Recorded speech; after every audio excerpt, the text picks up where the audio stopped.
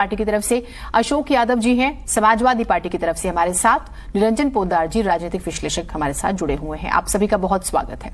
निरंजन पोद्दार जी, निरंजन जी, दो चीजें, एक तरफ विपक्ष के नेताओं से मुलाकात, दूसरी तरफ महारैली को लेकर हम डोर टू डोर कैंपेन देख रहे हैं, यानी कि सड़क से संसद तक दिल्ली सरकार और आम आदमी पार्टी तैयार है। 24 से कुछ आप इसको जोड़ के देख पा रहे हैं या एक लिटमस टेस्ट ही हो जाएगा इस बहाने?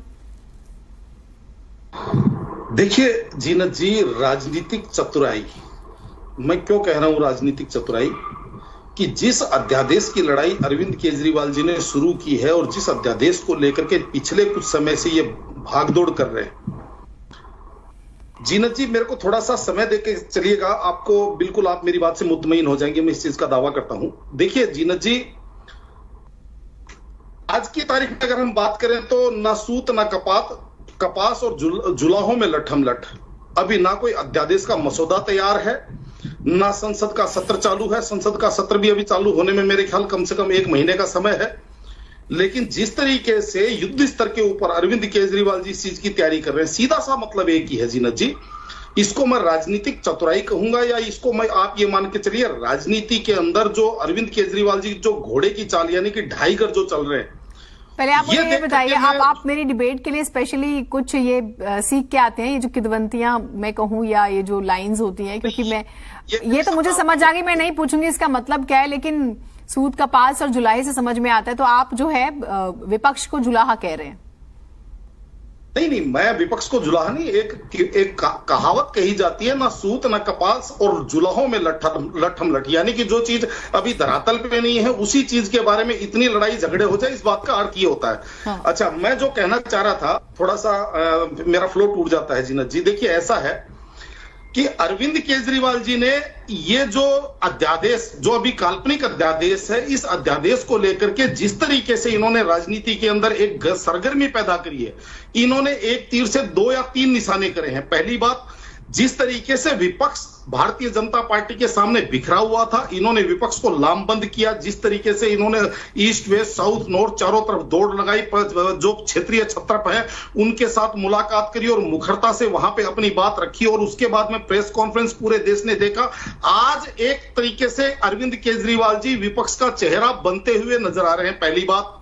दूसरी बात, जिस तरीके से ये 11 जून को यहाँ पे रैली करने की बात कर रहे हैं, ये एक तरह का इनका शक्ति प्रदर्शन, यानी कि 2023 की अभी से इन्होंने एक शंखनाद की घोषणा कर रहे हैं।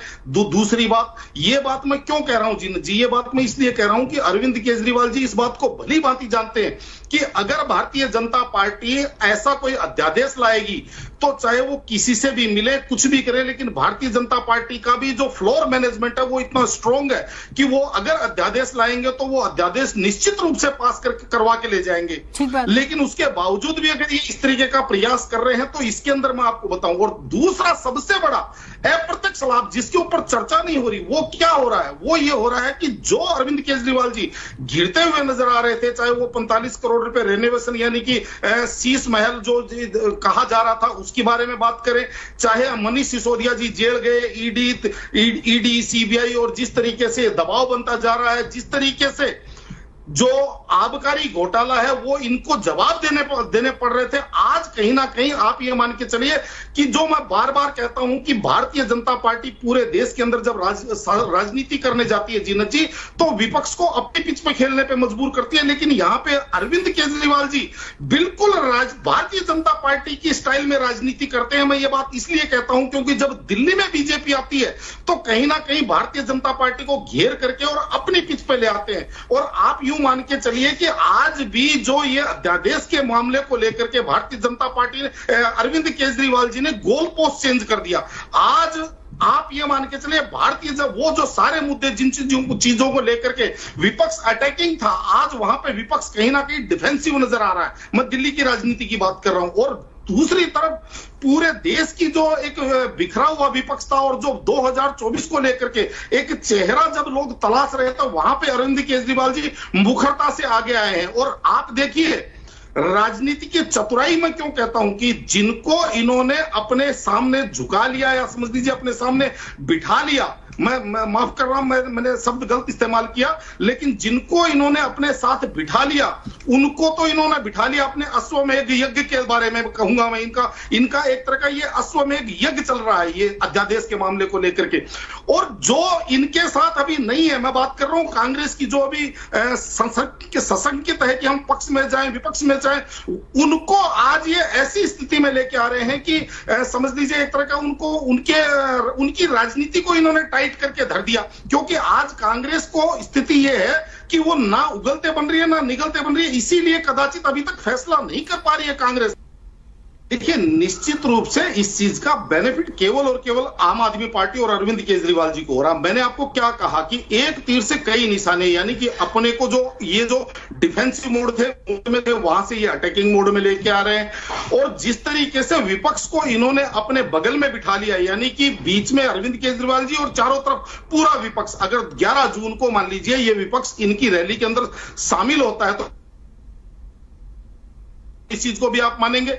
और इस तरीके से कांग्रेस को पसोपेश में डाल दिया, तो ये भी आप समझ ही रहे हैं कि अरविंद केजरीवाल जी ने कितना शानदार राजनीतिक चतुराई की है। लेकिन यहां पे एक चीज और मैं बताऊं जीनत जी, यहां पे केवल जिस तरीके से ज्ञानेंद्र भारद्वाज जी, आप क्षमा प्रार्थी होते हुए आपको मैं कहता हूं कि भाई जिस तरीके से आप ये बातें कर रहे हैं कि भाई लोकतंत्र खतरे में, और जिस तरीके से संवैधानिक संस्थाएं और पता नहीं क्या क्या आप कह रहे हैं, ये भी हमने देखा है जीनत जी। जब 23 वर्ष के शासनकाल में 52 चुनी हुई सरकारों को बर्खास्त कर दिया गया था, तो उस टाइम लोकतंत्र की हत्या नहीं मानी गई थी। और जो ये कह रहे हैं कि दिल्ली का पानी रोकना, बिजली रोकनी, ये रोकना वो रोकना, तो भाई मुझे एक बात बताइए, पिछले 9 वर्ष से तो आप कह रहे हैं कि एलजी का शासन चल रहा है, एलजी ने आपको काम नहीं करने दिया, तो फिर अभी तक आपने इसको कैसे दे दिया? मामला वहां नहीं है जीनत जी, मामला केवल ट्रांसफर पोस्टिंग का है। और उसके अंदर भी एक महत्वपूर्ण बात जीनत जी, जो अध्यादेश का जो प्रारूप अभी तक हमें समझ में आया, उसके अंदर जो कमेटी बनेगी, उस कमेटी के चेयरमैन अरविंद केजरीवाल जी रहेंगे,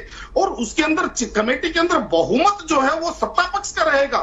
लेकिन अगर उस कमेटी पर भी इस पर भारद्वाज जी, हाँ पोद्दार जी जी, मुझे एक चीज समझ में नहीं आई कि जब दिल्ली चुनाव में जाती है तो उस टाइम यही अरविंद केजरीवाल जी और यही आम आदमी पार्टी बहुत बड़ी लिस्ट लेकर के आती है और ये कहती है कि हमने दिल्ली को जो है वो शिकागो बना दिया। पहली बात तो वो, अगर आपको एलजी साहब ने काम नहीं करने दिया तो आपने शिकागो कैसे बना दिया? जैसे ही चुनाव जीतते हैं, विधानसभा में जाते हैं, वैसे ही ये कहते हैं अब एलजी ने हमारे हाथ रोक दिए। पहली बात।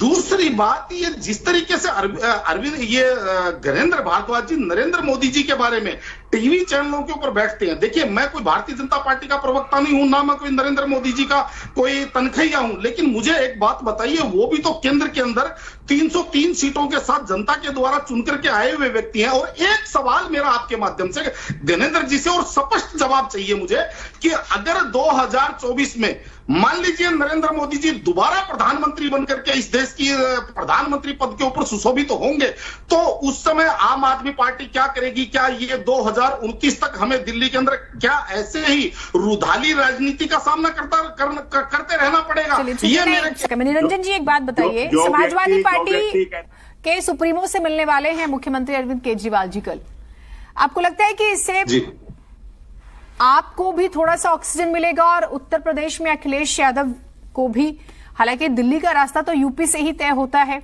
तो ये जो साथ है इसमें कोई बात बनेगी?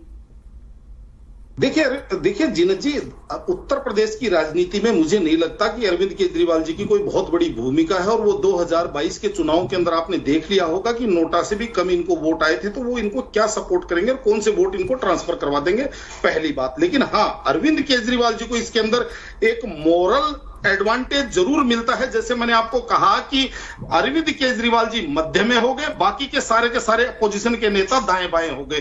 तो जिस तरीके से राजनीति में एक माना जाता है परसेप्शन, तो अरविंद केजरीवाल जी इसके अंदर केंद्र बिंदु जरूर हो गए विपक्ष के रूप में। लेकिन एक बात और महत्वपूर्ण, अगर आप इजाजत दे तो मैं बोलना चाहता हूं, जो आपका जी अनुमति है आपकी? हाँ बोलिए, जल्दी से बोलिए। आपका एक सवाल था कि ये अध्यादेश की जरूरत क्या पड़ी। देखिए जीनत जी, इसकी जरूरत मैं बताता हूं क्या पड़ी।